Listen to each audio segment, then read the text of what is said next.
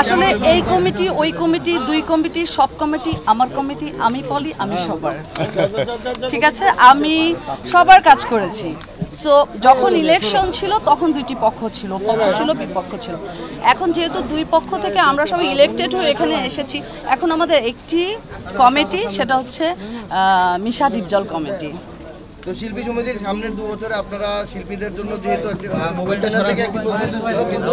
আপনি আসলে ব্যক্তিগত জায়গা থেকে শিল্পীদের জন্য কি কি করতে চান বা এই পরিকল্পনাগুলো এই প্যানেলে যারা নির্বাচিত হয়েছেন সভাপতি সম্পাদক সহ অন্যান্য পদে তাদের সাথে শেয়ার করে সেগুলো করার চেষ্টা করবেন? আমি আমার সর্বোচ্চ সহযোগিতা আমি আমার শিল্পীদেরকে করতে চাই সেটা আমি অবশ্যই মিশা ভাই এবং ডিপজল ভাইয়ের সাথে পরামর্শক্রমে এবং আমি আমার সর্বোচ্চ দিতে চাই আমার ভোটারদেরকে কারণ আমি 220 ভোট পেয়ে ইলেকশনে উইন হয়েছি এটা কিন্তু মানে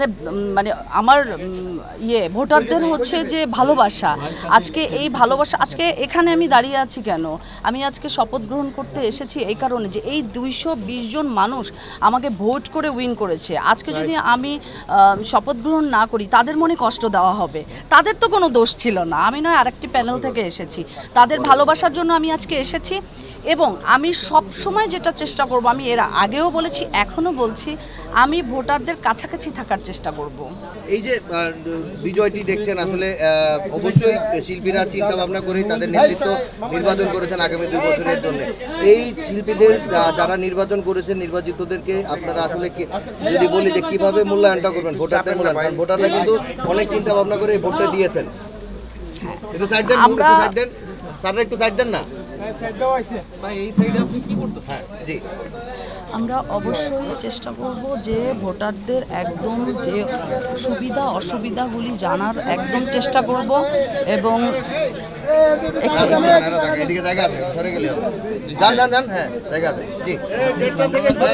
একটু সরেন এইখান থেকে না এদিকে সরেন এদিকে আসেন আসেন আসেন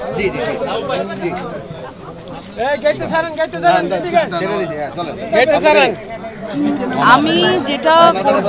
যে আর যে সাধারণ ভোটাররা আছে তারা যে কোনো প্রোগ্রামে যে কোনো পিকনিকে যে কোনো ইফতার পার্টিতে এসে জানি তারা প্রাপ্ত সম্মানটা পায় তারা জানি এখানে এসে অসম্মানের কোনো জায়গাটা আমি রাখবো না তাদের কথা তাদের সুখ দুঃখ তাদের যে কোনো কথা শোনার আমি চেষ্টা করব এবং তাদের কি চাহিদা তাদের কি চাওয়া সেই চাওয়াটা পূরণ করার চেষ্টা করব আজকের পর থেকে তো আসলে 2 বছরের জন্য কার্যক্রম আনুষ্ঠানিকভাবে শুরু হলো